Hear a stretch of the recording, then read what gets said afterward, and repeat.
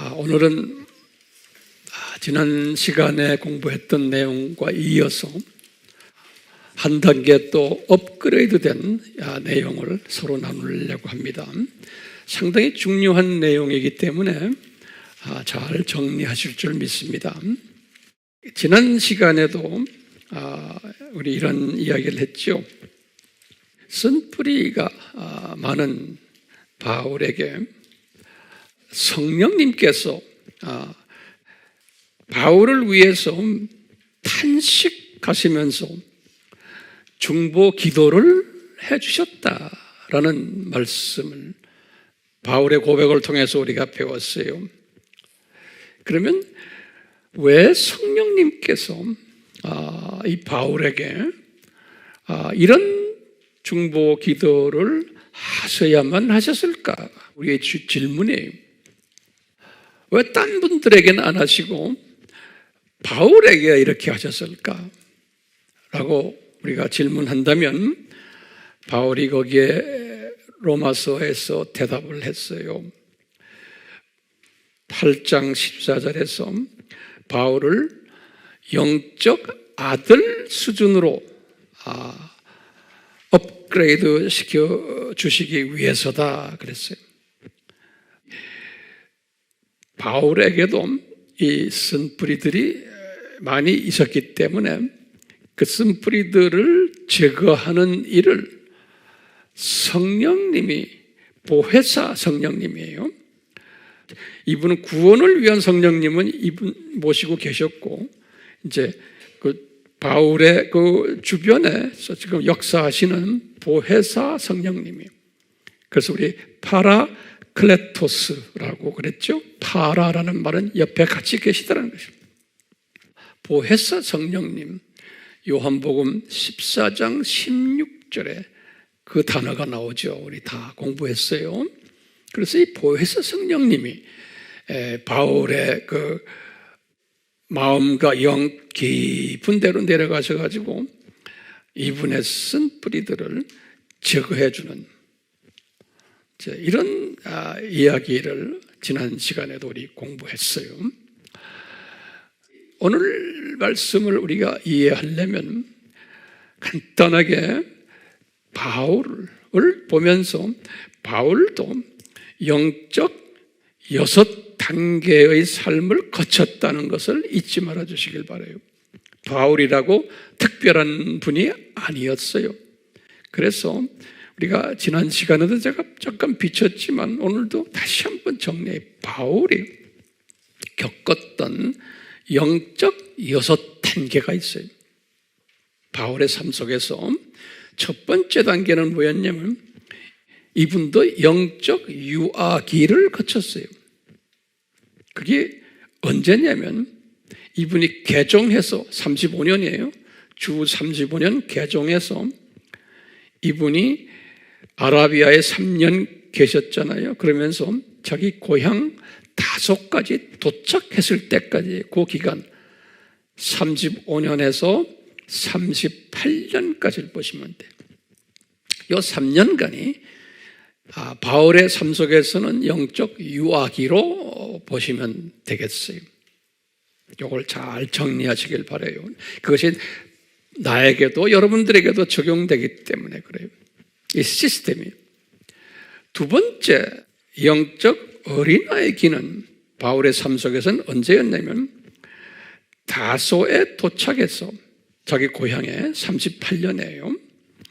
이분이 이 3층천 구경을 할 때까지 41년까지 다소에 도착해서 38년에 41년 3층천 방문할 때까지 그 3년을 영적 어린아이기로 보시면 되겠어요. 그리고는 영적 사춘기는 이제 다소에서 41년 3층천 구경하고 나서 이제부터 안디옥 교회에 부사역자로 초청받을 때까지 45년에 그 4년간 41년에서 45년까지를 영적 사춘기 기간이다, 이렇게 보시면 되겠어요. 예. 우리가 요 영적 유아부터 사춘기 기간을 무슨 크리스천이라고 그랬어요? 광야의 크리스천이다 그랬어요. 그래서 이스라엘 사람들의 역사 속에서 보여준 거예요. 그 광야의 크리스천들은 가나안에 들어가지 못하고 거기에 살다가 다 낙원에 간 사람들이, 똑같이 이 기독교 역사 속에서도 광야의 크리스천들, 요 세 단계의 기독교인으로서의 삶을 살다가 낙원에 가는 사람들이 대부분이, 그래서 우리가 퍼센테이지로 60%에서 80%의 이 세상에 살고 있었던 또는 살고 있는 또 앞으로 살 사람들이 요 세 단계의 삶을 살다가 천국으로 이제 가게 될 것이라는 것을 이스라엘의 역사 속에서 우리에게 보여주세요. 예. 그런데 요 광야의 기독교인들이 그렇게 됐는데 거기에서 업그레이드 된 하나님의 은혜로 기독교인들이 있었어요. 그 기독교인의 한 예가 지금 바울이에요. 바울은 요 광야의 크리스천 수준에서 끝나지 않고 주님께서 이분을 영적 사춘기에서 벗어나서 이제 영적 청년기로, 가나안 크리스천으로 이제 옮기시는, 발전시키시는 모습을 우리가 역사 속에서 볼 수가 있어요. 중요한 개념은 영적 청년이라는 것은, 청년은 군대 가는 나이예요. 군대 가는 나이. 다시 말하면 영적 전투를 하는, 복음을 전하는 내 민족과 타 민족에게 이 나이예요. 영적 전투를 하는 나이, 영적 군사가 되는 나이예요. 그래서 보시면 바울이 안디옥 교회 이제 부사역자로 이제 임명을 받고는 45년에 이때부터 55년까지 10년간이에요. 이 55년은 언젠가면 바울이 에베소에서 두라노손을 이제 완전히 53년에서 55년이 두라노손 아니에요? 두라노손을 졸업식 끝나고요. 그리고는 선교사들을 파송시키고 그 학생들 한 100여 명의 학생들을, 그 중에 한 30여 명은 로마로 파송한 것 우리 알잖아요. 그러니까 55년이 굉장히 중요한 해요. 그리고는 55년에 이분이 고린도, 지금 에베소에서요, 고린도 전서와 후서를 조술을 하신 해가 55년이에요. 요 10년이 45년부터 언제까지? 55년까지. 요 10년을 저는 영적 청년기다, 저는 이렇게 보고 있어요. 영적 청년기. 요 청년기를 우리가 보면요, 바울이 상당히 아주 영적 젊음을 가지고 이 청년의 기상으로 앞뒤 보지 않고 전진만 했던, 두려움 없이, 그래서 많은 영토를 점령했던 시기예요. 이 로마 제국 복음화를 위해서 주님이 바울에게 먼저 이 파운데이션, 기초를 닦는 기간이 요 10년이었어요. 그 10년 동안 바울은 엄청난 일을 했어요.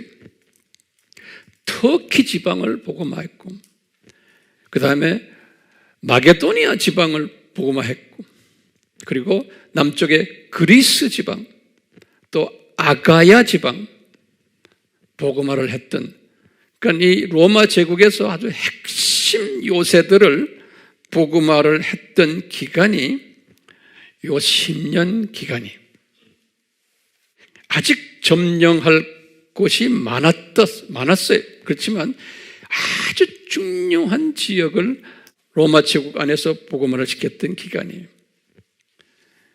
우리 알다시피 이때 46년에서 48년은 1차 선교 여행을 해서 이렇게 이런 일들을 했어요.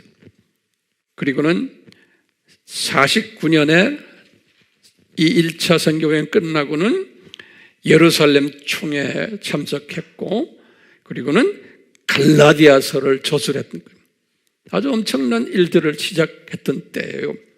그리고는 50년에서부터 52년은 2차 선교 여행을 하면서 이 터키 지방의 교회들을 개척했던 때, 이 청년 기상을 가지고, 그래서 아시아의 7교회는 말할 것도 없고, 그리고는 또 대륙을 넘어서 마게도니아에 가가지고 빌립보 교회 개척하시고, 데살로니가 교회 개척하시고, 또 밑으로 내려와서 그리스의 수도인 아데네 교회를 개척하시고, 그리고 더 밑으로 내려가서 고린도 교회를 개척하시고, 엄청난 이 교회 개척 사역과 일들을 하면서 51년에 2차 여행 때 데살로니가 전서와 후서도 쓰시고, 그러니까요, 이분이 이 청년기에는 엄청난 일을 많이 했어요.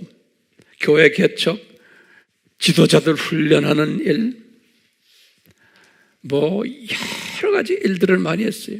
그리고 또 3차 여행을 한 게 이때예요. 53년에서 57년까지인데 우리는 지금 55년까지를 보고 있어요. 3차 여행 때 이분이 에베소에 가셔가지고 두라노서원을 여셔서 첫 성경학교에, 첫 신학교에, 성서에서 나오는 첫 신학교가 53년에서 55년까지. 그리고는 자기가 2차 여행 때 개척했던 교회들을 다 방문하시고, 그래서 다시 훈련시키시고 격려해 주시고 이러시면서 학교 졸업식이 끝나고는 55년에 고린도 전후서를 쓰셨던 거예요. 예. 이런 것을 보면요, 이 청년기 때 이분이 교회 개척도 하시고 교사도 하시고 사도 역할도 하시고 저술가 역할도 하시고 신학교 학장도 하시고 신학교 교수도 하시고 신학교를 운영하는 자도 하시고 목회자 훈련시키는 일도 하시고 또 선교기관을 개척하시고 운영하는 일들, 이 청년 기간 때 다 했어요. 청년 기간 때. 그런데 지금부터 우리가 중요한 말씀이에요. 이렇게 하셨는데 이분이 지금, 내가 지금 주후 몇 년까지를 지금 이야기해요? 55년까지 이야기하는 거예요. 그렇죠? 자, 이렇게 하시면서 이분이 사역은 엄청나게 했고 사역의 열매도 많이 맺혔는데 이분의 속사람이 이 갈등을 하는 모습을, 이것을 바울이 로마서를 쓰시면서 로마서 7장에서 우리에게 가르쳐 주세요. 이 기간 동안에 본인이 사역을 많이 했지만 나의 속사람의 그 갈등, 그래서 이것이 어디에 기록되어 있어요? 로마서 7장 21절에서 24절에 기록되어 있는 걸 우리가 다 공부했어요. 이 기록이 뭐냐? 딱 뭐냐면 내 속에 두 법이 공존한다는 거예요. 하나님의 법과 죄와 사망의 법이, 두 법이 내 속사람 속에 있다는 거예요. 그것을 우리가 어떻게 이해를 하냐면요, 하나님의 법은 성령의 9가지 열매, 그냥 쉽게 이렇게만 그냥 보셔도 되게, 다시 말하면 예수님의 성품이 내 속에 있는 거예요. 그런데 또 뭐가 있냐면 죄와 사망의 법이 있다는 거예요. 이것이 뭐예요? 쓴뿌린 거예요. 사탄의 성품도 내 속에 있다는 거예요. 그래서 바울도 이렇게 엄청난 사역을 하셨는데도 지금 55년에 지금 이렇게 엄청난 일을 쭉 해와서 본인이 참 만족스러웠는데도 이 속에는 갈등이 있었던 거예요. 내가 이렇게 사역을 많이 했는데, 이렇게 나를 통해서 복음이 많이 전파되었는데 이분 속에는 갈등이 있었던 거예요. 그래서 이분이 그랬어요. 오라, 나는 공고한 사람이다. 누가 나를 도와줄까? 그러면서 7장 23절에는 기가 막힌 말씀을 했어요. 로마서 7장 23절에 내가 죄의 법 아래로 나를 사로잡아오는 것을 보는도다. 이 말을 굉장히 중요한 말이에요. 한국말로는 그냥 이렇게 사로잡혀오는 것을 내가 보는도다 그랬어요. 이 말은 뭐냐면요, 영어 성경엔 정확하게 그랬어요. Bringing me into captivity 그랬어요. captivity라는 것은 우리가 이 captivity가 뭐예요? 노예화되는 거예요. 그래서 우리가 이 애굽에서 400년 노예됐다 그럴 때 영어로는 captive라는 거예요. captive for 400 years in Egypt 그래. captive란 말이. captive 알죠? 여러분들 다 영어. 그래서 다시 말하면 내 속에 있는 이 죄의 사망의 법이 요놈이 나를 노예화시키는구나. 다시 말하면 이 성령의 법이, 하나님의 법이 맥을 못 쓰시는구나. 그래서 이 두 법이 싸우는데 내 속에서 이 법이 맥을 쓰지 못하시고 이 죄와 사망의 법이 나를 잡아가지고 나를 노예시키는구나. 이것을 고백하는 게 오라 하는 게, 그래서 오호라 고백을 한 거예요. 내가 지금 완전히 노예가 됐구나. 이놈한테, 이놈 시키는 대로 하고 이놈의 생각에 따라서 내가 행동하고 이렇게 사역을 많이 하고 내가 신학대학교 총장까지 됐는데, 그리고 선교기관의 회장님이시고 수없는 제자들이 로마 제국에 깔려 있는데 바울 자체가 지금 이 모습인 거예요. 그래서요, 이 사로잡혀 있다라는 단어가 굉장히 중요한 거예요. 그런데 우리가 8장 27절에 보면 뭐라 그랬냐면, 바울이 이렇게 사로잡혀서 노예화가 됐는데, 누구한테 노예화가 됐어요? 쓴뿌리에게. 죄와 사망의 법에 내가 지금 노예화가 되었는데, 바울이 정확하게 그것이 무엇인지를 모르셨다 그랬어요. 그것이 구체적으로, 하여튼 내 속에 나를 괴롭히는 놈이 있는데, 근데 그걸 아신 분이 누구였느냐? 성령님은 아셨다는 거예요. 그래서 8장 27절에 성령님은 아셔가지고 성령님이 바울을 위해서 중보해 주셨다는 거예요. 그러니까 성령님이, 보혜사 성령님이 바울 속에 들어가서 이 쓴뿌리들을 청소해 주셨다는 거예요. 청소해 주셨다는 거예요. 그러니까 이 청소를 받은 사건을 8장에서 지금 이야기하는 거예요. 그래서 8장에서 바울이 이런 말을 고백해요. 로마 교인들에게 자기의 과거사를 설명하는 거예요, 지금요. 자, 어떻게 설명하냐면, 내가 죄와 사망의 법에서 해방받았단다, 이런 말을 써요. 8장 2절에. 다시 말하면 노예가 됐었는데 성령님이 나를 도와주시는 것 때문에 쓴뿌리들이 어느 정도 해결되면서 그놈들이 맥을 못 쓰고 이제 성령님이 승리하시는 거예요. 그러다 보니까 바울이 그래, 내가 해방되었단다 이런 말을 썼어요. 근데 이 단어가요, 제가 이제 원어를 가지고 봤어요. 그랬더니요, 제가 항상 말하지만 어떤 때는 특히 동사는 이 헬라 말은 영어나 우리말보다 훨씬 더 예리하게 돼 있어요, 동사가.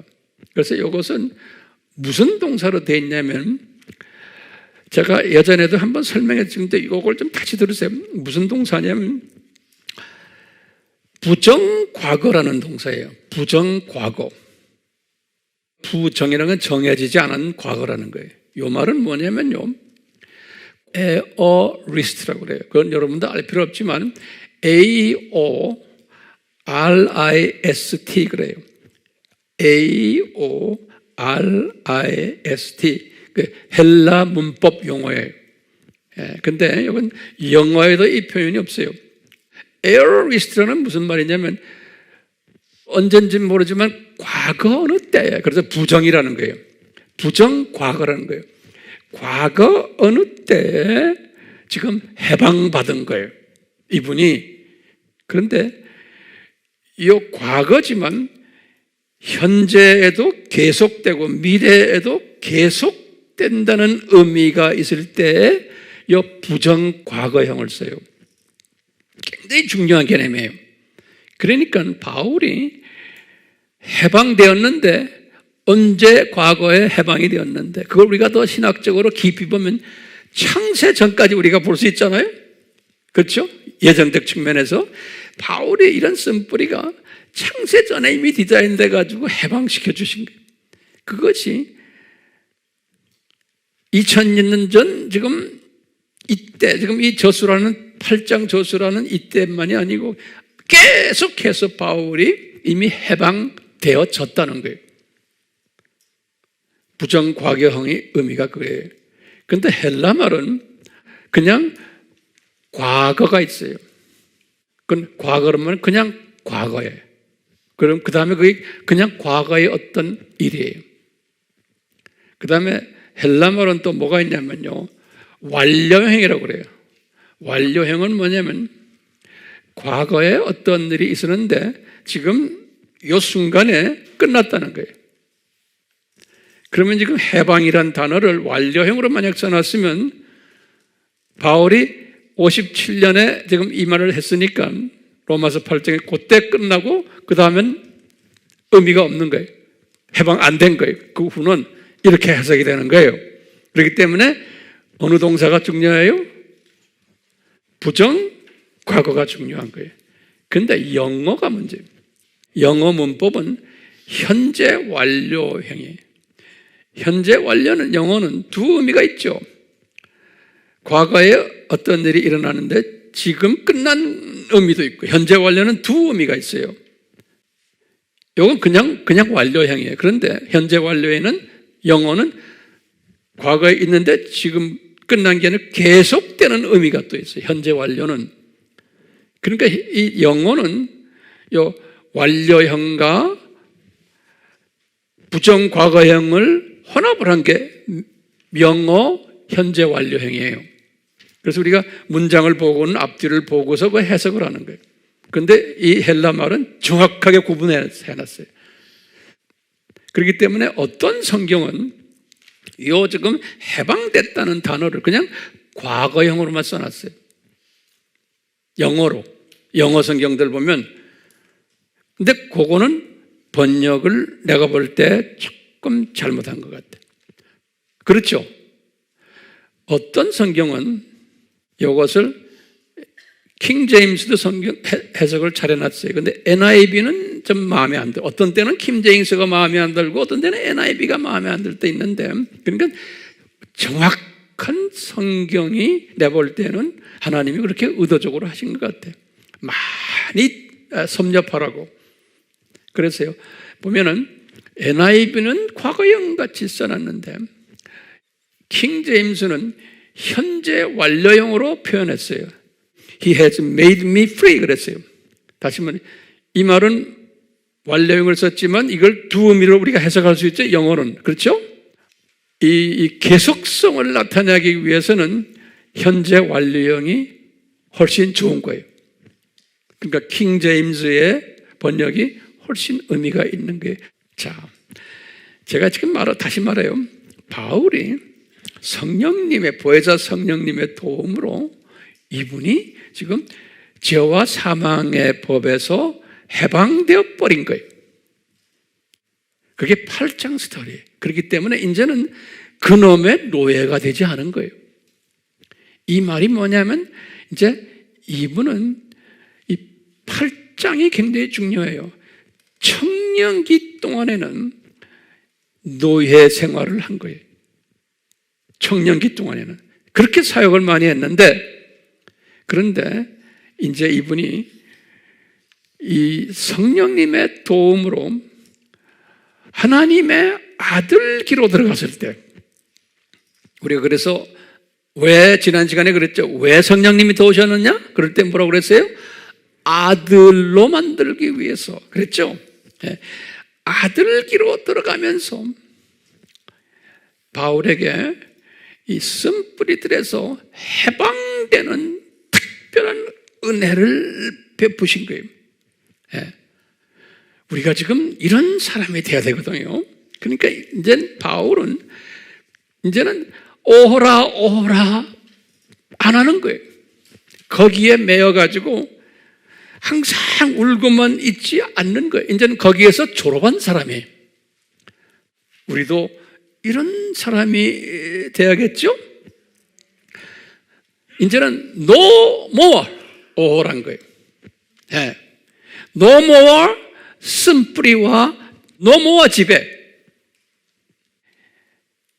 no more 쓴뿌리, 그놈이 나를 지배하지 못하도록 여기서 자유를 가지는, 이것이 어느 단계예요? 아들 단계인 거예요. 그래서 아들 단계로 업그레이드 된 사람이에요. 그래서 산상수훈에서도 팔복에서도 5장 8절에 그랬어요. 복이 있는 자는, 마음이 순수한 자는 복이 있다고 그랬죠. 5장 8절에. 그리고는 뭐라고 했냐면 이제 영의 눈이 떠서 하나님을 보게 되는 거예요. 그러니까 이 쓴뿌리가 이제 쓴뿌리에서 해방당한 사람은 영의 눈이 팍 떠지는 거예요. 이 아들로 업그레이드 되면은 자기도 모르게 영의 눈이 업그레이드 되는 거예요. 그러면서 이제는 이분의 인성도 변하고, 한간 인성도 보면 업그레이드 되고, 감성도 업그레이드 되고, 영성도 업그레이드 되고, 모든 것이 업그레이드 되는 거예요. 이 영의 눈이 띄면서 이제는 오라 오라 안 하는 거예요. 그렇기 때문에 이분이 가치관도 업그레이드 되고, 세상 보는 눈이에요. 세상을 보는 세계관도, 인생관도, 저 세상, 이 세상, 저 세상, 이 관이 뚜렷해지고, 교회관도, 가정관도, 모든 관이 이제는 저 세상 관으로 하나님의 그 원하시는 이제 쓴뿌리의 영향을 받지 않는 새로운 관으로 변하는 거예요. 이분이 이것이 언제 변했냐면 요 55년에 변한 거예요. 55년에, 다시 말하면 두라노서원 졸업식 끝나고, 그리고는 55년에 고린도 전후서를 쓰시고 이때 변한 거예요. 그래서 이 변한 모습을, 자기가 이 변한 모습을 이제 로마서에서, 이제 로마서 7장에서 우리에게 리뷰 시켜주는 거나 마찬가지예요. 로마서는 57년에 썼잖아요. 이분이 이게 변했기 때문에 로마서를 쓰시는 것은 이거 특별한 깨달음 속에서 쓰신 거예요. 55년에 벌써 하나님의 아들 수준에 들어갔기 때문에 이분은 이제 57년에 로마서를 쓰실 때는 상당한 영적 감각을 가지고 영성을 가지고 쓰신 거예요. 그러니까 우리 알다시피 로마서는 성경 중에 성경인 거예요. 가장 최고 봉오리가 로마서 아니에요? 이유가 있는 거예요. 바울이 가장 영성이 최고봉으로 올라갔을 때. 그러니까 이게 영적 무슨 단계예요? 영적 아들 단계에 들어가서. 그러니까 쓴뿌리가 어느 정도 이제 정리가 돼서 영의 눈이 확 떴을 때 주님께서 로마서를 쓰게 하셨어요. 우리 알다시피 로마서 1장에서도 8장은 최고봉 교리서 아닙니까? 그리고는 9장에서부터 11장은 최고봉 유대인과 이방인과의 관계를 가르치는 관계서예요. 그리고는 12장에서부터 16장까지는 최고봉 성화에 관한 삶의 지침서예요. 로마서가요. 자, 그러시면서 이제 로마서 8장에서 이 성령님이 이렇게 변화된 바울에게 무엇을 가르쳐 주시냐면 8장 스토리가 뭐냐면 하나님의 주권 사상을 가르쳐 주는 거예요. 바울에게 새로운 깨달음이에요. 바울이. 그러니까 이 말은 뭐냐면요. 바울이 이전까지는 이 하나님의 주권 사상이 그렇게 철저하지를 않았어요. 그렇게 사역을 많이 했는데도 이분의 속속에는 이분은 교육 많이 받고 이성주의자이기 때문에 그렇게 사역을 많이 하면서도 약간의 인본주의도 들어있었고 약간의 인간 행위, 인간 자유의지, 인간 노력, 자기의 학벌에 의한, 자기의 지식에 의한, 자기의 모든 이런 것들에 의한 인간 중심적인 100% 은혜가 아니고 이런 마음이 많이 깔려 있었어요, 바울한테. 그런데 이분이 8장을 기록하시면서, 다시 말하면 지금 로마서를 기록하시면서 무엇을 새롭게 깨달았냐면 하나님의 주권 사상을 철저하게 깨달은 거예요. 하나님의 주권 사상을. 다시 말하면 우리가 은혜가 아니면은 오직 믿음이 아니면은 우리가 구원이 없고 그것도 하나님의 주권적으로 은혜를 주셔서 그렇다. 그래서 이분이 로마서 1장에서 17절 그 유명한 말씀이 의인은 오직 믿음으로 말미암음이라. 행위가 아니다라는 거예요. 이것을 이분이 그냥 썼는데 로마서에 시작하면서 루터가 이 말씀 때문에 깨져버린 거예요. 루터가 이 말씀 때문에. 자, 그래서 지금 오늘 이 시간에는 제가 간단하게 바울이 깨달았던 하나님의 주권 사상이에요. 이것을 바울이 어떻게 로마서에 기록했네요. 중요한 개념이에요. 하나님의 주권 사상 새롭게 깨달은 거예요. 그리고는 이제는 완전히 쓴 뿌리에서 완전히 해방당한 바울이 깨달은 거예요.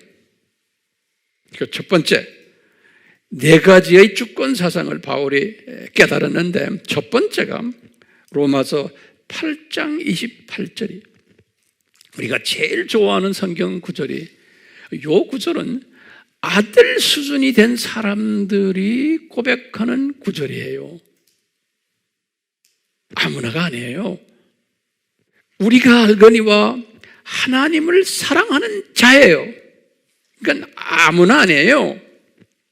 기독교인이라고 다 하나님 사랑해요? 아니에요. 아들 수준 된 사람이에요. 아들 수준 된 사람이 우리가 알거니와 하나님을 사랑하는 자, 아들 수준이 된 자, 곧 그 뜻 때로 부르심을 입은 자들에게는 아들이 된 것은 하나님의 뜻을 이루시기 위해라고 말했죠, 분명히. 그렇죠? 그러니까 하나님의 뜻을 따라서 부르심을 받은 이 아들들에게는 모든 것이 합해서 선을 이루느니라. 바울의 고백이에요. 이 엄청난 고백에 이게 무슨 뜻이에요? 모든 것이라는 게 뭐예요? 모든 것. 이거 잘 우리가 소화해야 돼. 바울은 지금은요, all things, 모든 거라고 그랬어요. 모든 것이 바울의 삶 속에서 이제 일어나고 있는 것들이 과거부터 지금까지 또 앞으로도 나에게도 여러분들에게도 마찬가지. 이것이 이 하나님을 사랑하는 자들은 아하, 이 모든 일들이 하나님의 주권 속에서 이게 지금 일어나는구나. 이분의 디자인 속에서 일어나는구나. 이것을 철저하게 믿는 사람이에요. 그래서 때가 되면 다 하나님의 뜻을 이루기 위해서 선을 이루는구나. 이걸 믿는 사람이에요. 그러니까 엄청난 하나님의 주권 사상이에요. 그러니까 예를 들어서 내가 지금 막 복을 받는 것도 이게 하나님의 주권적인 나에게 허락하신 거구나. 내가 지금 물질에 어려움 당하는 것도 이것도 하나님의 주권 속에서 움직이시는구나. 물질 고생하는 것, 물질 충분히 있는 것도, 건강한 것도, 지금 몸이 아픈 것도, 지금 암에 걸린 것도, 자녀들이 잘 되는 것도, 자녀들이 속 속이는 것도, 우리 교회 목사님이 내 마음에 안 드는 것도, 목사님이 영성이 약한 목사님인 것도, 우리 교회 목사님이 내가 볼 때는 영적 유한데, 영적 어린아이 목사님인데, 이런 교회 다니는 분들도 이게 다 하나님의 주권 속에서 나를 여기에 보내가지고 이 교회에 다니게 하는구나. 모든 것이 합해서 선을 이루는구나. 이 시각을 가지는 사람. 이 말은 다시 말하면 하나님의 주권 속에서 나를 이런 환경으로 만들어 놨구나. 주권 속에서 나를 이렇게 어렵게 하시는 거야. 어떤 분들은 좋은 부모를 만나서,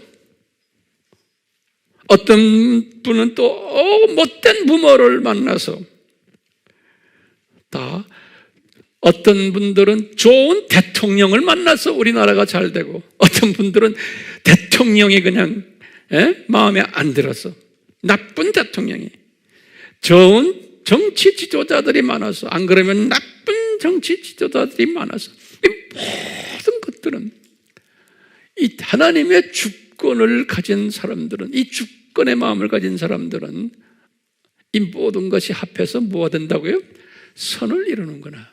그렇기 때문에 내 라이프부터 시작해서 국가부터, 그 다음에 전 세계가 지금 어떻게 돌아가는 이 지금 악한 것들이 약동하는 이걸 다 보시면서도 하나님의 디자인 속에서 주님께서 하시는구나. 모든 것이 나중에 합해서 선을 이루겠구나 라는 그 믿음. 바울이 말이죠, 청년 때까지도 이것을 가지지 못했던 거예요. 그렇게 사역을 많이 했는데도 인본주의적인 생각도 있었고, 자기 노력 생각도 있었고, 자기의 어떤 그 이성적인 생각도 있었고, 이게 혼합돼서 왔다 갔다 했던 거예요. 그러다가 아들 수준에 딱 가서 쓴뿌리에서 해방을 받으니까 이 영의 눈이 팍 띄어지면서 뭐가 와요? 하나님의 주권 사상이 바울을 감싸버리는 거예요. 네. 그렇기 때문에 8장 마지막에서 그랬어요. 나에게 무슨 환난이 있거나 권고가 있거나 핍박이 있거나 기근이 있거나 내가 적신이거나 위험이거나 칼이든 이것들이 나를 지배를 못한다는 거예요. 하나님의 사랑에서. 그러니까 철저한 로마서 8장 28절의 믿음을 가졌던 거예요. 어려움이 있어도 이것이 나를 지배를 못한다는 거예요. 이게 첫 번째 바울의 깨달음이에요. 바울이 어떻게 됐을 때 이것을 깨달았어요? 하나님의 아들 수준에 들어갔을 때. 하나님의 아들 수준이라는 건 무슨 말이에요? 쓴뿌리를 성령님이 해결해 주시고는 어느 정도 이제는 쓴뿌리가 나를 지배하지 못하도록 해방당한 분이에요. 오호라 이제 하지 않는 분이에요. 자, 두 번째 깨달음이 바울이 로마서 8장 29절에서 30절에 바울이 거기다가 기록해 놨어요. 이게 다 아는 거예요. 두 번째 깨달음은 뭐냐? 소위 하나님의 자녀들은 미리 아셨다는 거예요. foreknew라고. 이것도 과거형 동사를 써놨어요. 그렇지만 원어를 들여다보면 이것도 과거형이 아니에요. 부정과거로 되어 있어요. 부정과거로. 그러니까 과거에 이미 다 아셨다는 거예요. 나를 그러니까 예레미야서 1장 5절은 예레미야한테도 그랬죠. 네가 어머니 태에 형성되기 전에 내가 너를 알았다 그랬어요. 예레미야서 몇 장 몇 절이에요? 1장 5절이에요. 그렇기 때문에요. 이제 이 바울이 깨달은 게 뭐냐면 아하, 하나님의 선택된 자녀들은 어머니의 태에 형성되기 전에 삼위 하나님이 미리 아셨다라는 걸 깨달은 거예요. 그뿐 아니라 아신 사람을 미리 정하셨다는 거예요. 여기도 보면은 부정과거로 돼 있어요. 정하신 사람을 때가 되어서 부르셨다는 거예요. 이것도 부정과거로 돼 있어요. 다 과거로 돼 있어요. 과거형. 미래형이 아니에요. 그리고는 나중에 의롭게 하셨다. 영화롭게 하셨다. 이거 다 과거인데 부정과거로 돼 있어요.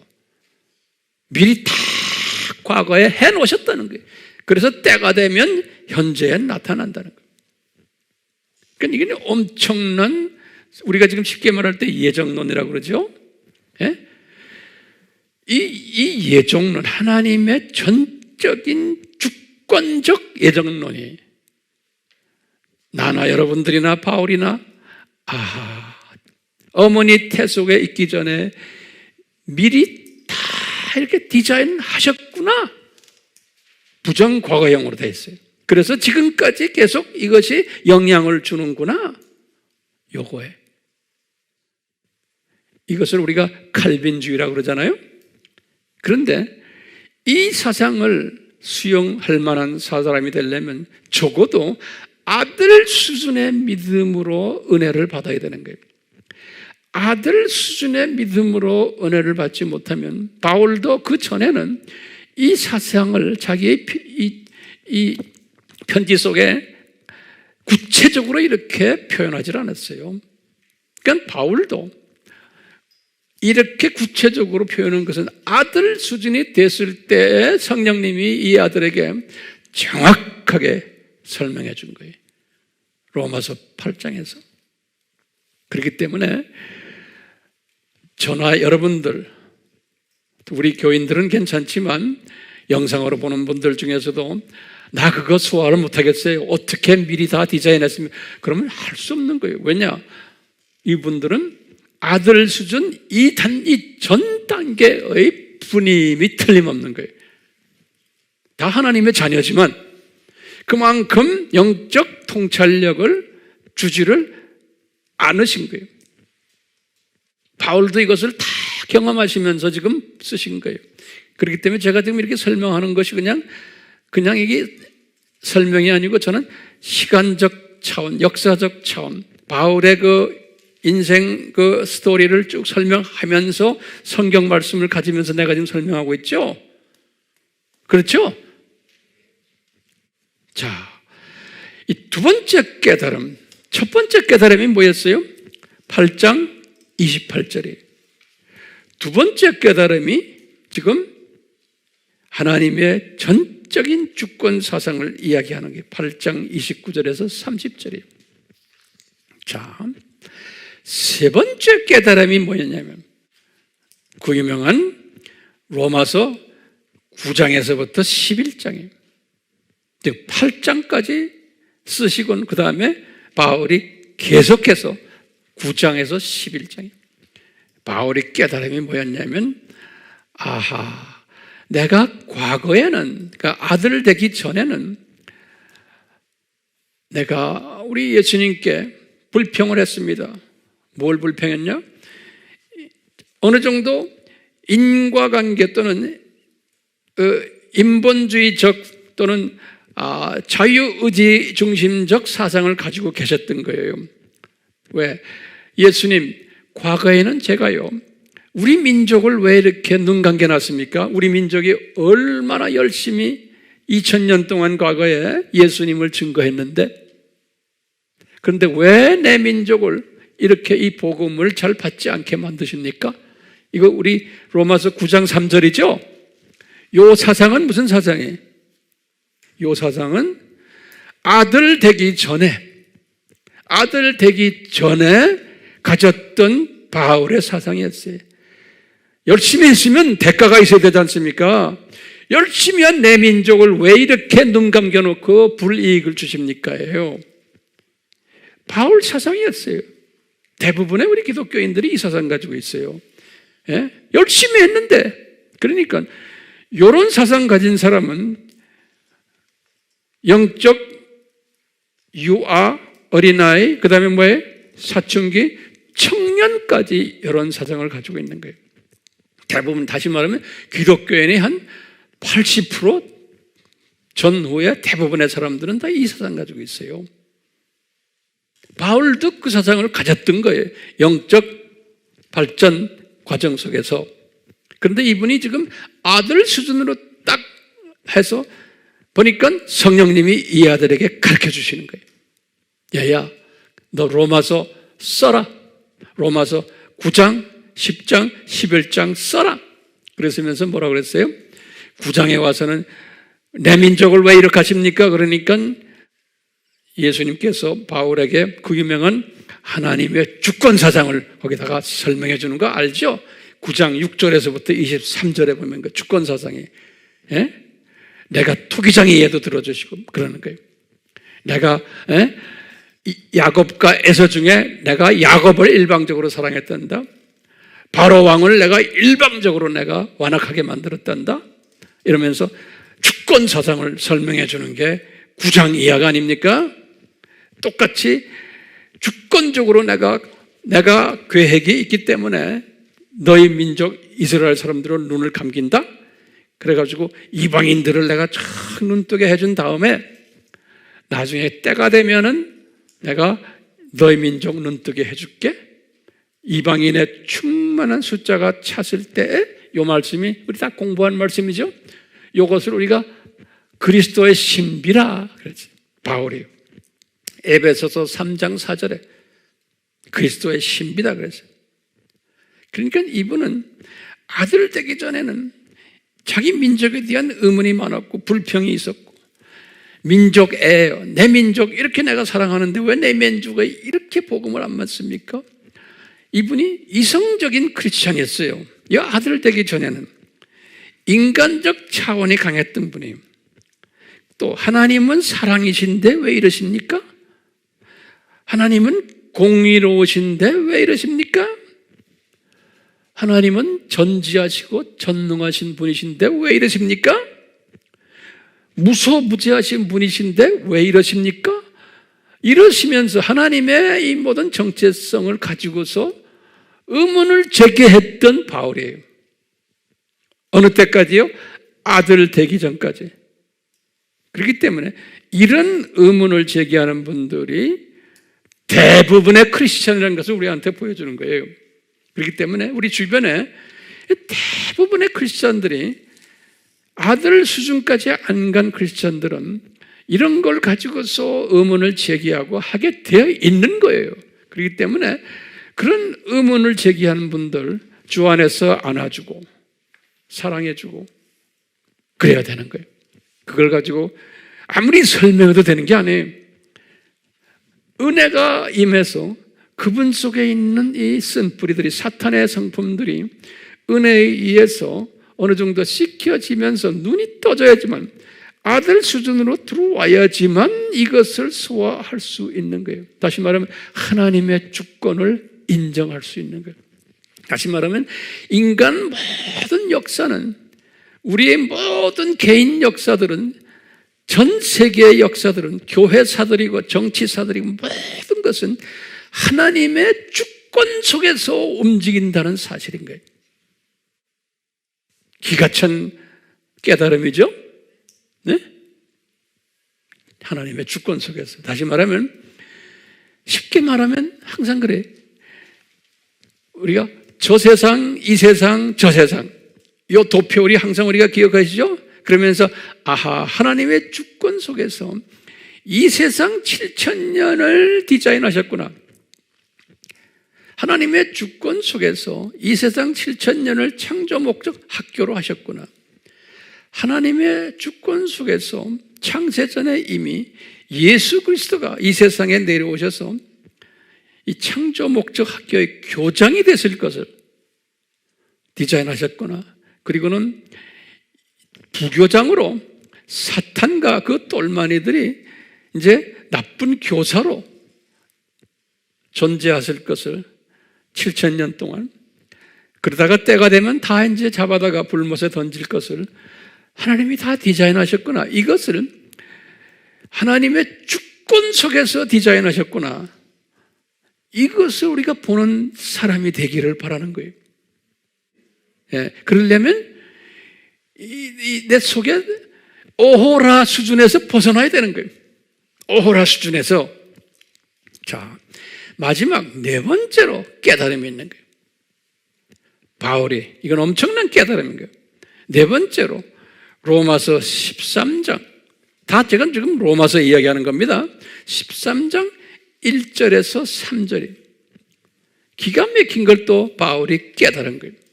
아들이 되니까. 그러면서 로마 교인들에게 이 깨달음을 기록한 것이 지금 로마서 전체예요. 자, 그런데 특히 지금 8장 이후부터 깨달음 중에 지금 네 번째로 13장 1절에서부터 3절이 기가 막힌 걸 깨달은 거예요. 바울이 뭐냐면, 이 지금 57년이에요. 지금 이거 쓴 게, 그 당시에 로마 제국의 왕이 네로 왕이에요. 네로 왕은 기독교인들을 엄청나게 핍박했던 왕이에요. 네로 왕위 그 연도가 언제예요? 54년에서 68년에. 요거 꼭 기억하셔야 돼요. 이런 연도들을 기억 안 하시면 이 공부가 의미가 없어요. 몇 년에서 몇 년에? 54년에서 68년에. 68년에 이분 죽었죠? 스스로 자살했죠? 바울을 죽이고는 그 뒤를 이어서 자살한 거예요. 68년에. 그러니까요, 54년에 왕위가 돼가지고 그때부터 크리스찬들을 엄청 괴롭혔는데, 지금 57년이면 한참 크리스찬들을 괴롭힐 때예요. 이때 바울이 괴롭힘에 아주 중심에 서 있는 사람이에요. 그런데 바울에게 말하는 거예요. 바울아, 지금 이 네로 왕이, 이 로마 제국의 네로 왕이, 이 황제가 내가 임명해서, 내가 정해서 왕된 사람이다. 그렇기 때문에 너 그 사람 거역하면은 나 하나님의 율례를, 법령을, 제도를 거역하는 거기 때문에 너 한국말로는 저주를 받게 된다 그랬는데, 이걸 이 원어를 보면 크리마라는 단어예요. 크리마. 요거는 저주보다는 판단을 받게 된다. 이렇게 해석을 하면, 재해석을 하면 돼요. 네로 왕은 내가 세운 왕이다. 내가 세운 왕이기 때문에 너 그 사람 건드리지 말아라. 너 그 사람 거역하면은 너는 내가 너에게 판단을 하겠다. 그러므로 그 다음에 중요한 게 있어요. 3절에 보면요, 이 네로 왕 다스리는 자에게 요 사람이 네가 이 사람을 반대를 하면은, 이 사람에 대해서 반기를 들고 데모하고 자꾸 이러면은 요 사람이 너희들을 괴롭힐 거라는 거예요. 그래서 너희들이 이 세상에 보낸 것은 그 사람한테 반대하라고 지금 신앙생활 하는 게 아니다. 내가 주권적으로 그 사람을 세웠기 때문에 너희들은 그 사람을 위해서 기도하되, 네로 왕이 크리스찬들이 복음 전하는 일에, 로마 제국 복음화하는 일에 방해하지 않도록 기도해 주라는 거예요. 왜? 네로 왕이 이 악한 왕 노릇을 하면서 로마 제국을 많이 넓히는 일을 하는 거예요. 왜냐? 곧 넓혀 놓으면 하이웨이도 깔아주고 나라도 많이 넓혀, 북아프리카부터 해서 중동, 유럽 전체를 넓혀 놓으니까 언어도 단일 언어로 만들어 놓고 문화도 단일권을 만들어 놓으면 크리스찬들이 로마 제국을 복음화하는데 밑거름 준비해 주는 일을 지금 이 왕이, 악한 왕이 하고 있단다. 주님이 이 세상을 지금 만들어 놓은 목적이 뭐예요? 예수님이 땅끝까지 가서 예수 그리스도를 전파하는 게 아니에요. 이게 인간 역사예요. 그러니까 이 역사를 이루시기 위해서 내가 악한 왕을 세워가지고, 이 악한 왕이 이렇게 할 터인데 그 사람 내가 임명한 자다. 그렇기 때문에 그 사람 자꾸 하야하라고 소리 지르고는 안 된다. 그대로 놔도 하나님의 때가 되면, 내 때가 되면 그 사람 내가 걷어간다. 그렇기 때문에 이 사람이 너희들 열심히 나를 섬기라고 가끔가다 내가 그 사람을 사용해가지고 너희들을 건드릴 거다. 그렇지만 이 사람을 위해서 기도해 줘라는 거예요. 안 그러면 이 사람을 건드리면 너희들 복음 전하는데 이 사람들이 방해할 거라는 거예요. 그래서 편안하게 복음 전하는 일을 하려면 네로 왕을 건드리지 말아라라는 거예요. 근데 이것은 하나님의 주권이에요. 그렇기 때문에 바울이 기가 막힌 게, 요 아들 수준이 됐을 때 요 신비를 깨달은 거예요. 그런데 바울이 신기하게도 요 아들 전, 그 기간 동안에는 그분 편지에 봐도 반정부 이야기를 하질 않았어요. 그렇지만 이렇게 지금 로마서 13장처럼 자세한 말도 하질 않았어요. 그냥 복음만 열심히 전했어요, 바울이. 성령님이 바울에게 그런 거예요. 왜? 만약에 청년기 때 복음 열심히 전할 때 네로 왕에 대해서 막 욕을 하고 다니면 이 사람 못해요. 그러니까 성령님이 그걸 못하게 막아버렸어요. 제 말 잘 소화하세요? 예수님 보세요. 예수님도 33년 동안 로마 황제에 대한 부정적인 이야기 한마디도 하지 않았어요. 예수님도. 그리고는 이 바리새인들이 와가지고 물어보는 거예요. 세금을 우리가 어떻게 합니까? 노아 황제한테 내야 됩니까? 그건 나쁜 놈한테. 그러니까 내라는, 가이사의 것은 가이사에게 내라는 거예요. 그러니까 이 로마 정권이 악한 정권이지만 예수님도 인정하고 그대로 돈 내라는 거예요. 이 말은 뭐냐면, 예수님께서 내가 플랜에 의해서, 나의 주권적 플랜에 의해서 내가 이 로마 제국을 세웠고 악한 왕들을 세워놨다는 거예요. 이 역사관을 가져야 되는 거예요. 이 역사관은 바울처럼 하나님 아들 수준으로 올라왔을 때에 이 역사관을 가질 수가 있는 거예요. 그렇기 때문에 대부분의 크리스찬은 이 역사관을 가지지 못해요. 인간 중심적인 역사관을 가지고 있어요. 바울도 그쪽 사람들이었었어요. 그러니까 제가 지금 오늘 설교하는 것은 소수의 요 아들 수준으로 지금 들어온 은혜로 그분들을 향해서 내가 지금 말씀드리는 거예요. 예. 주님께서요, 바울에게 그러는 거예요. 바울아, 이제 네가 아들 수준이 언제냐면, 아들 수준이 언제부터 시작했어요? 55년부터 이분이 제가 볼 때는 감옥에서 나온 게 62년이, 그렇죠? 1차 감옥 62년까지 그때를 저는 아들 수준으로 보고 있어요. 그리고는 이제 감옥에서 나와가지고 이제 3차 선교 여행을 할 때예요. 그래서 이제 62년부터 죽에서 68년 죽을 때까지 그 기간은 아버지 기간으로 저는 보고 있어요. 왜냐하면 이 아버지라는 단어를 디모데에게 쓰셨어요. 디모데전서 1장 2절에 디모데야, 내가 너의 아버지다. 이 디모데전서는 63년에 쓴 거예요. 그러니까 옥에서 나와서요. 디모데전서는 4차 여행을 다닐 때, 그때 디모데에게 이 네로 왕에 대해서 가르쳐 주는 거예요. 63년이니까 63년에 지금 디모데전서가요, 자기 사랑하는 아들에게 가르쳐 주는 거예요. 디모데야, 너 앞으로 이 네로 왕을 잘 알아야 된다. 그러시면서 이 63년은 어떤 해냐면요, 네로 왕이 로마 도시를 화재를 일으켰던 해예요. 그래서 자기가 해놓고도 기독교인들이 했다 그래가지고 기독교인들을 엄청 많이 순교시킨 것이 63년이 로마 화재 사건. 그래서 우리 영화에 코바디시나 이런 데 보면은 사자에게 막 짓밟히고 먹히고 하는 장면 나오죠. 이게 다 이때예요. 예. 이런 상황 속에서 지금 말씀하시는 거예요.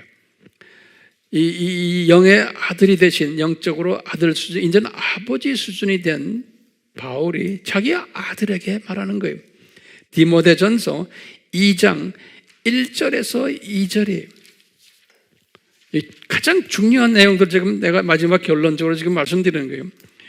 요 디모데에게 뭐라 그러시냐면, 디모데야, 지금 2장 1절에서부터 몇 절에? 2절에 뭐라고 말하냐면, 왕들과 권세 있는 모든 사람을 위하여 너는 간구하고 기도해주고 중보해주고 감사까지 하라는 거예요. 이게 말이 됩니까? 지금 이 로마 지금 이 시티를 완전히 불사르고 기독교인들을 핍박하는 그분에게, 그러면서 뭐라 그러냐면요, 바울이 말하는 거예요. 이는 우리가 모든 경건과 청렴한 가운데 평온하고 조용한 생활을 하려 함이라 그러는 거예요. 아까도 제가 말했지만 바울이 그런 거예요. 우리가 이 로마 제국을 복음화 하려면은, 우리가 지금 4차 여행 떠나면서 만약에 우리가 반기를 들고 네로 왕에게, 그러면 바울이 4차 여행을 지금 하려고 하는 게 어디까지 가요? 스페인까지 가는 거예요.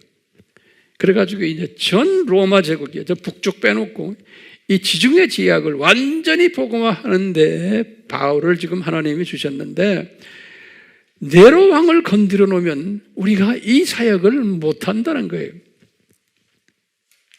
그러니까 디모데도 한 번도 반제국주의 말을 하질 않았고 그런 것을 가르치지를 않았어요. 바보가 돼서 그러는 게 아니에요. 하나님의 주권을 인정했기 때문에 그러는 거예요. 이 하나님의 주권 속에서 로마 제국이 존재하는구나. 그러니까요, 아무리 로마 제국을 우리가 없애려고 해도 로마 제국이 그때부터 시작해서 400년을 더 갔어요. 하나님이, 예수님께서, 역사의 주인 되시는 예수님이 476년에 로마 제국을 망하게 만들었어요. 그렇게 기독교인들을 엄청나게 핍박하고 죽이고 했는데, 왜냐? 하나님의 생각은 이 로마 제국을 넓게 크게 만들어서 나중에 로마 제국 안에서 이제는 때가 되었을 때 로마 카톨릭이 생겨난 거예요. 또 애굽 정교회가 일어난 거예요. 시리아 정교회가 일어났고 그리스 정교회가 일어났고 이 다 로마 제국 안에서 이것을 다 디자인해놨기 때문에 이 영토를 넓히는 일을 이 악한 왕들이 해야 되기 때문에 그러는 거예요. 그리고 언어도 통일시키고 문화도 통일시키고. 그런데 그 예수님의 마음을 모르고 반정부의 일을 막 해봤으면 어떻게 돼요? 예수님이 반정부의 일을 했다고 해서 로마 제국을 없애버려요? 기요 아니요? 대답 좀 하세요. 안 없어요. 절대로 안 없어요. 그건 아들 수준의 전에 있었던 사람은 그렇게 생각할 수 있어요. 우리가 하면은 없앨 수 있다. 우리가 지금 남북 문제도 보세요. 70년을 새벽 기도하고 금식하고 기도원에서 기도하고 북한도 김일성 정권 없애라고 하는데 안 없어지잖아요.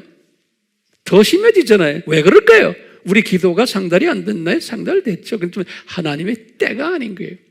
왜 저렇게 북쪽을 악하게 하느냐? 제가 볼 때는 남쪽이 주님 앞에 더 가까이 오고 선교 사명을 전하는 이 마지막 때 선교 사명 민족이기 때문에 우리는 이 아픔이 있어야지만, 그리고 북쪽에 있는 약 한 20만 명의 하나님의 자녀들이 그분들의 기도는 절절절절한 거예요. 아주 우리 기도하고 달라요. 이런 사람들이 있게 만들기 위해서 그러는 거예요. 그러니까 북쪽에 우리 NK의 하나님의 자녀들은 특별한 하나님의 자녀들인 거예요. 하나님이 남쪽 우리 민족이 세계 복음을 하는데 사용받기 위해서 북쪽의 기도 그룹들, 하늘에 죽은 미랄들을 북쪽에다가 준비시켜 놓은 거예요. 저는 그걸 믿어요. 그렇기 때문에 이 사명이 끝나기 전에는 남북 통일을 안 시키세요. 아무리 기도해도.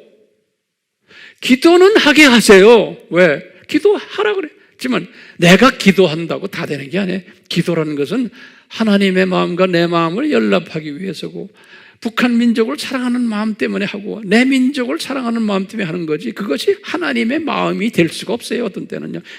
그렇지만 아세요, 이분이. 기도시키세요. 그렇지만 내가 기도가 한다고 해서 다 되나요? 자, 디모데에게 이렇게 말씀하시고는 64년에 디도에게도 똑같이 말하는 거예요. 디도에게도 디도서 1장 4절에 바울이 내 아들아, 그래, 참 아들이란 말을 썼어요. 내 참 아들아. 64년에 지금 4차 여행하는 도중에 디도에게도 똑같은 말씀하시는 거예요. 디도서 3장 1절에서 2절이 이 로마 제국에 의해서 로마 2년 감옥 생활까지 한 바울이 절대로 부정적인 이야기를 안 하는 거예요. 디도에게 또 가르치는 거예요. 3장 1절과 2절을 보면 알 수 있어요. 1절에 뭐라고 했냐면 너희들은 이 권세자들을, 이 정사자들을 일깨워서 하되 너희들이 그분들에게 복종해라. 그리고 로마 제국의 관리들을 그분들에게 순종해라.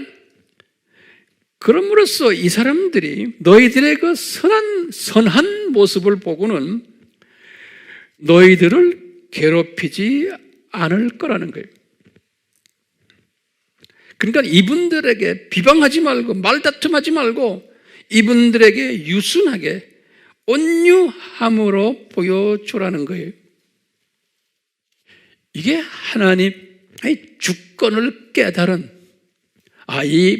다시 말하면 로마 제국을 하나님의 주권 속에서 세우셔가지고 이 일을 하신다는 것을 깨달은 바울이 가르치는 거예요.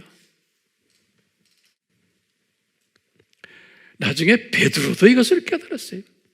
베드로는 주후 64년에 베드로 전서 후서는 64년에 65년에 이분이 십자가에 거꾸로 매달려서 순교당했어요. 순교 1년 전에 베드로가 자기 영적 제자들이 본도, 갈라디아, 갑바도기아, 아시아, 비두기아에 있는 자기 제자들에게 로마 제국에 관한 이야기를 해주는 거예요.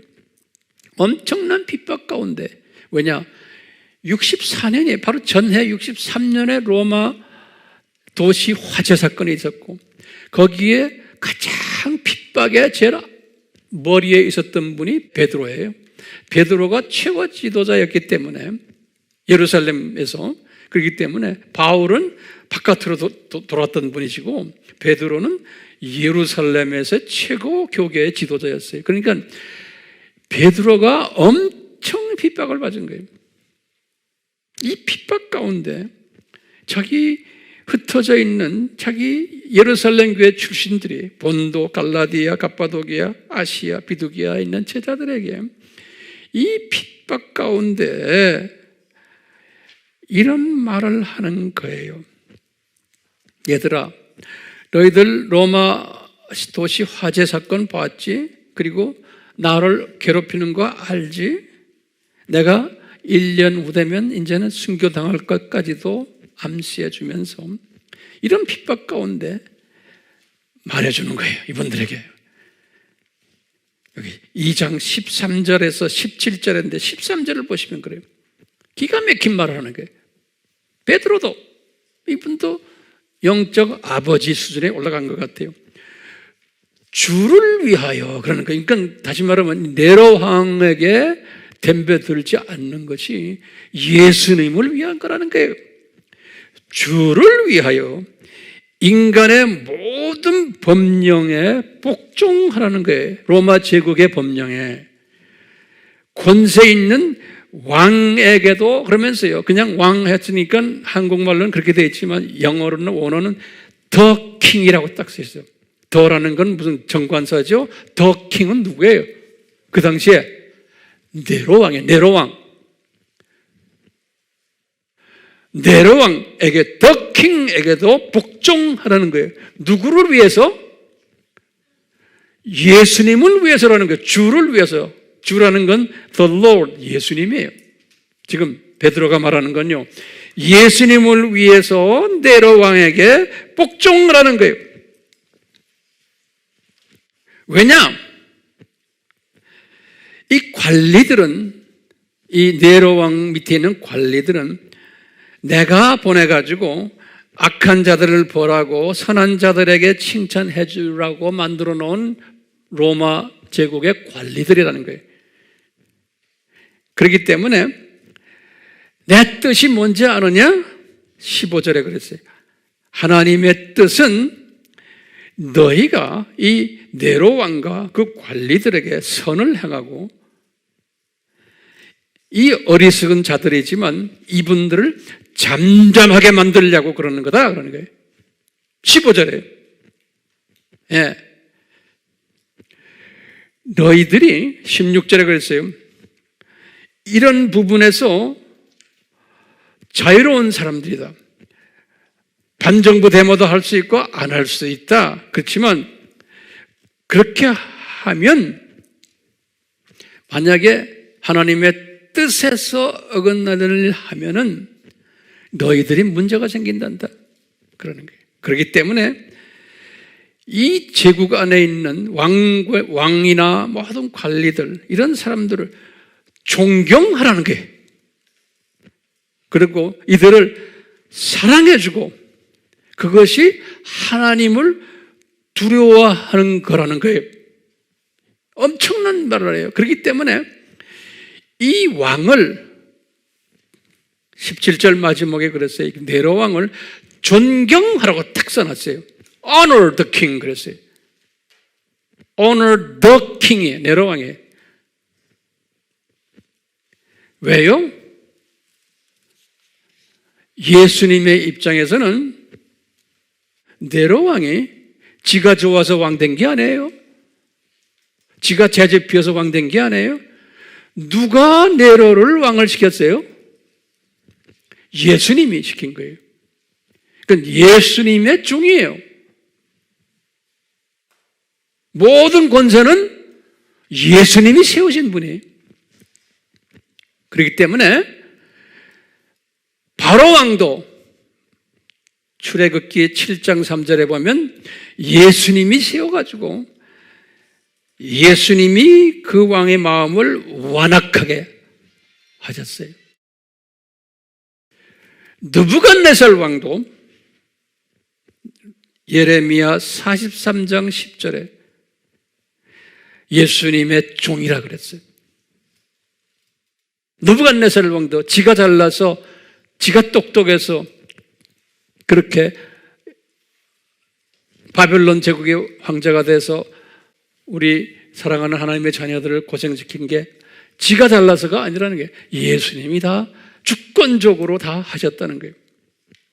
예레미야 43장 10절에 내 종이다 그래서 여호와께서 뿐만 아니라 고레스 왕도 이사야서 45장 1절에 여호와께서 예수님께서 내가 기름 부은 종이라는 거예요. 다 이방 왕들이. 그렇기 때문에 이사야에게 말씀하셨어요. 45장 7절에 내가 어두움도 내가 창조했고 파괴자도 창조했고 이사야서 54장 16절에 다 예수님께서 디자인하시고 창조하셨다는 거예요. 그리고 운행하신다는 거예요. 그렇기 때문에 제가 결론적인 말씀이 우리가 대부분의 크리스천들은 유아부터 시작해서 쭉 해서 청년기까지 하나님의 일들을 나름대로 열심히들 하지만 대부분의 크리스천들은 요 바울도 그랬지만 악한 왕들에 대한 생각을 그냥 이성적으로 또는 윤리적으로 또는 도덕적으로 인간 이성적 차원에서 악한 왕들을 보고는 그렇게 반응을 하는 거예요. 예수 안 믿는 사람은 말할 것도 없고요. 예수 믿는 사람들도 그렇게 하게 되어 있는 거예요. 그런데 왜냐? 하나님의 주권 사상이 약하기 때문에 그 수준까지는 주권 사상이 약했기 때문에 그렇지만 하나님이 특별히 바울 같은 사람을 보면 하나님의 아들 수준이 되기 전에도 반정부 이야기를 안 하도록 그분의 입을 막아버렸어요. 기가 막히게. 네. 왜? 장차 하나님의 주권 이야기를 해야 되기 때문에 만약에 해버렸으면 이분이 문제가 생겨요. 그렇기 때문에 우리는요 대부분의 크리스천들은 하나님이 세우신 악한 왕이라도 악한 행동을 하면은 대부분의 크리스천들은 반기를 들게끔 되어 있는 거예요. 왜요? 하나님의 주권 사상이 약하기 때문에 그래요. 인간의 책임 사상이 크고 인간의 자유의지 사상이 크기 때문에 이 세상을 그냥 보고는 악한 사람들, 예컨대 우리나라의 입장도 보면요, 예전에 이승만 정권도 이승만이 부정선거 때문에 그분은 뭐 부정선거 제가 그 당시에 살았으니까요. 제가 이승만 그분이 4.19 때 제가 고등학교 3학년이었어요. 그러니까 잘 알았어요. 그 데모에 저도 나갔던 사람이에요. 종로 그 안국동 그 내거리 있죠? 거기에. 그래서 우리 클래스메이트 중에 한 사람이 총에 맞아 죽었어요. 그 바로 그 내거리에서. 그런데 보세요. 데모를 했기 때문에 이승만 씨가 그만둔 게요. 지금 이 주권적인 입장에서는 하나님의 때가 되었기 때문에 그런 거예요. 군사정권 때에 반정부하는 사람들이 열심히 데모했기 때문에 대부분의 사람들은 그렇게 믿고 있지만 하나님의 아들 수준에 온 사람들은, 하나님의 주권을 믿는 사람들은 아하, 하나님의 때가 되어서 그렇다는 거예요. 이건 믿으세요? 믿으셔야 돼요. 안 믿어도 괜찮아요. 안 믿는 사람이 대부분이니까. 근데 바울이 깨달은 게 그건 거예요. 똑같아요. 지금 우리나라에 지금 우리 알다시피 이런 일들 일어나고 있잖아요. 그럼 이제 여러분들이 나에게 물어볼 거예요. 황 목사님, 그렇다면 주권적인 사상과 이렇게 보면은 뭐 뒷짐지고 그냥 구경만 하면 되겠네요. 이 수준은 아닌 거예요. 지금 우리나라 정부가 지금 이렇게 뭐 우리 마음에 안 든다고 그래서 그럼 가만히 있나요? 아니에요. 아까 바울이 말한 게 뭐예요? 디모데에게나 디도에게 기도하고 간구해주고 심지어는 이런 일이 있는 것을, 네로 왕이 있는 것을 감사까지 하라고 그랬어요. 똑같아. 우리도요. 이런 정권을 주신 것, 이런 그룹을 주신 것, 주님의 창중에서 주님이 허락하셔서 주셨는데 이분들을 위해서 기도를 하되 이 정권이 복음 전하는 사람들, 교회를 세계 선교하는 일에 방해가 되지 않도록 우리가 기도해 줘야 되는 거예요. 방해가 되지 않도록. 이게 성서적인 거예요. 지금 바울이 지금 말씀하시는 거예요. 그렇다가 뒷짐지고 있는 게 우리는 기도해 주는 거예요. 이 사람들, 우리나라의 이 민족의 사명에 방해가 되지 않도록. 그렇지만 때가 되면은 이 악하다고 생각하는, 예를 들어서 비성서적인 이러한 정권을 때가 되면 주님께서 무너뜨리는 거예요. 그리고 또 새 정권이 오는데 그 새 정권이라고 그래서 또 뭐 우리가 원하는 정권이 되는가 아닌가? 그건 우리 몰라요. 왜냐? 주님의 재림 전에는 이 세상이 더 악해지게 되어 있고 어렵게 되어 있기 때문에 큰 기대는 저는 없어요. 모든 게 다 잘 풀리고 잘 되면 성서에서 가르친 거와 반대되는 거예요. 산고가 더 심하게 되어 있다고 그랬잖아요. 그럴 때마다 이 산고가 심할 때마다 우리는 뭐 하라고 그랬어요? 예수님이 말씀했어요. 열심히 추수꾼 역할에 참여하라는 거예요. 그래서 여러분들은 직접 나가지 않더라도 우리에게 주어진 이방 추수꾼 사역자들을 위해서 기도에 동참하는 일은 해야 되잖아요. 예? 쓸데없는 정치 뭐 이런 거에 관심 두지 마시고 이것은 그냥 놔두시고 왜? 저절로 굴러가게 되어 있는 거예요. 그러니까 우리 광화문 팀들 중에서도 예수님의 주권을 믿는 사람들도 거기 계시겠지만 이 주권을 철저하게 믿는 사람이면 거기에 가지 않는 거예요. 역사의 철저한 주관자가 이 민족의 앞날을 주관하고 계실 터인데 거기 가서 데모를 하고 거기 가서 소리 지르고 하는 것은 내가 해야지만 된다고 하는 책임의심 때문에 그런 거예요. 내가 하지 않으면 하나님이 움직이지 않으신다는 그 책임의식 때문에 그러는 거예요. 그것은 대부분의 기독교인들은 그 수준인 거예요. 그런데 영적 아들 수준에 들어가는 이제는 그런 데서 해방을 당하고는요, 하나님의 주권을 철저하게 믿는 사람들이. 그렇기 때문에 우리는 광화문 팀들을 위해서 기도해 줘야 되는 거예요. 저분들 너무 심하게 하지 않도록. 그분들은 그렇게 해야지만 속이 편한 사람들이에요. 그렇기 때문에 그분들 열심히 하라고 그러고 주 안에서요, 주님이 다 사랑하는 분들이에요. 그렇지만 이분들이 했다고 해서 하나님이 때를 당기는 게 아니잖아요. 그렇지만 하도록 하되 너무 심하게 하지 않도록 우리 기도해 줘야 되는 거예요. 왜요?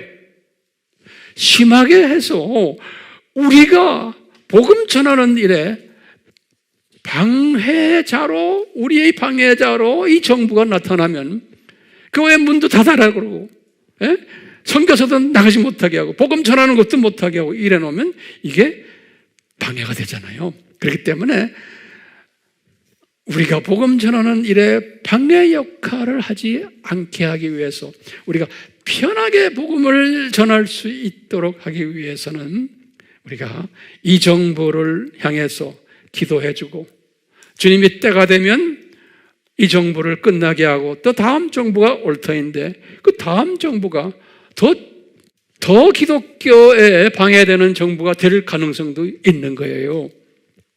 우리가 몰라요. 그런데 성서적인 의미에서 보면은 더 어려운 정부가 올 가능성이 훨씬 더 많은 거예요. 왜? 산고가 더 심하게 돼 있는 거예요. 너희들이 미움받게 돼 있는 거예요. 너희들이, 우리 크리스천들이. 주님이 저에게 깨닫게 하신 것을 제가 그냥 외친 것뿐이에요. 그렇기 때문에 이 광화문 팀도 마찬가지, 우리가 그분들을 위해서 우리가 이렇게 기도해 주면서, 우리 전 목사님도 훌륭한 분 아니세요? 해주면서 전 목사님이 이렇게 함으로써 하나님의 자녀들이 이 세상이 악한 세상이구나라는 것을 노출시켜주는 일을 하는 일만 잘 하시면 되는 거예요. 그러기 위해서 우리가 전 목사님을 위해서 기도해 주는 거예요. 너무 심하게 하지 않도록, 그래서 이 대결 구도가 되지 않도록 바울이 그렇게 가르쳐 줬어요, 우리한테. 성령님이. 그렇죠? 예수님, 이 어려운 주제를 바울에게 가르쳐 주셨는데, 바울 시대보다 지금이 별 차 없습니다. 네로 왕 때 더 심했습니다. 주님, 우리에게 이 성서적 지혜를 주셔서 우리가 이 세대에 어떻게 주님을 섬겨야 될지, 또 주님이 왜 이런 어려움을 주셨는지를 우리가 잘 깨닫고 거기에 답은 분명합니다. 주님, 마지막 때의 추수 역할에 우리가 동참하는, 직접 가지 못하더라도 기도로, 물질로, 또 다른 방법으로 여기에 동참하는 한 분 한 분 되도록 주님, 성령님 인도해 주시고, 또 주변에 많은 형제 자매들에게도 이 주님의 뜻을 잘 나눠줌으로 마지막 때 추수꾼의 사명을 감당하는 자들이 주변에 많이 나오도록 저희들을 통해서 역사하시고, 주님 기쁨 받으시고 영광 홀로 받아 주시옵소서. 예수님의 이름으로 기도드리옵나이다. 아멘.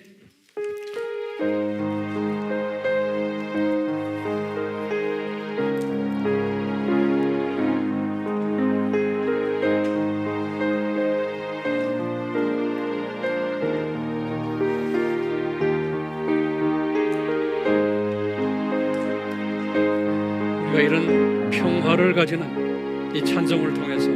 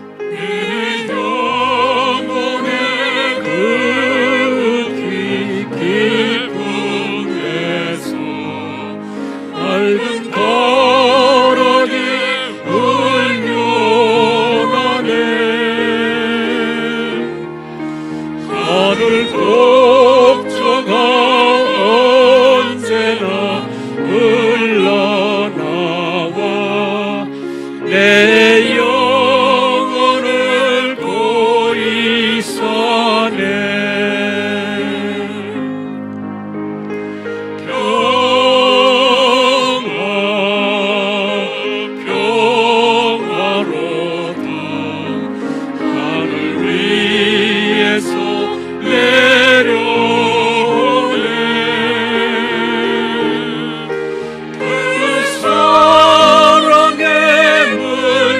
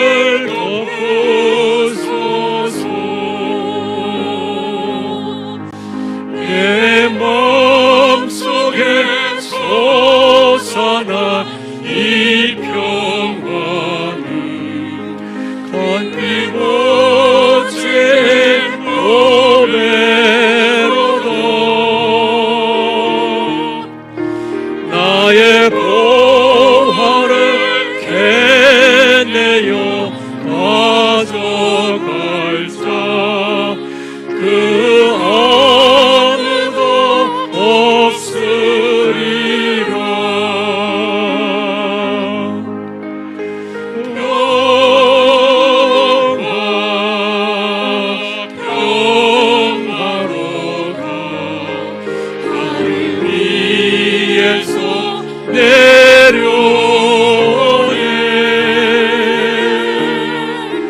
그 사랑의 물결이 영원토록 내 영혼을 덮으소서.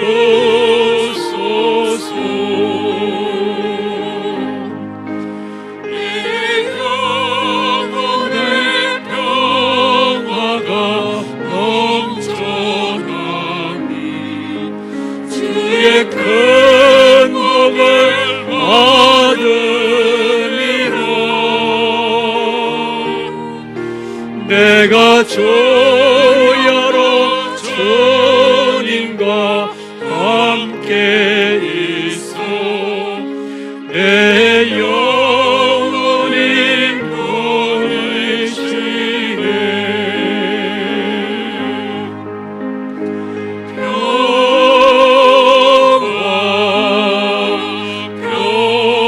평화로다 하늘 위에서 내려오니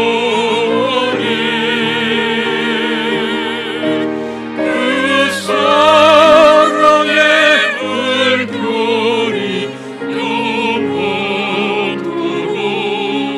내 영혼을 덮으소서.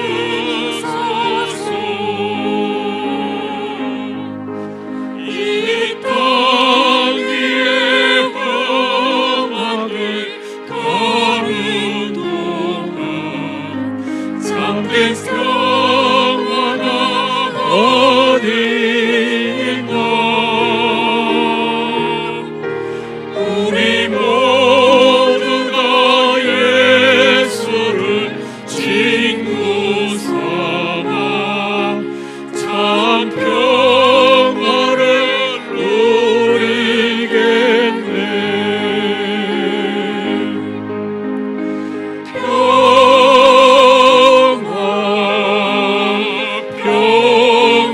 평화로다 하늘 위에서 내려오네.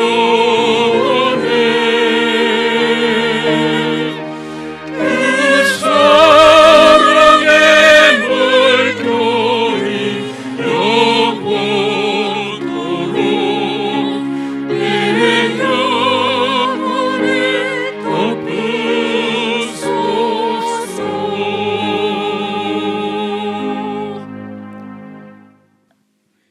예수 그리스도의 은혜와 아버지의 극진하신 사랑하심과 성령님의 하나님의 주권을 깨닫고 인정하는 이 복이 우리를 떠나지 않게 함으로써 어떤 주변에 일어나는 일을 다 보더라도 우리 속에서 주권적으로 역사하시는 하나님의 역사하심을 마음의 평안을 가지고 들여다보는 그러한 복된 자가 되기를, 우리 모두 이런 사람이 되기를 예수님의 이름으로 축원하옵나이다. 아멘.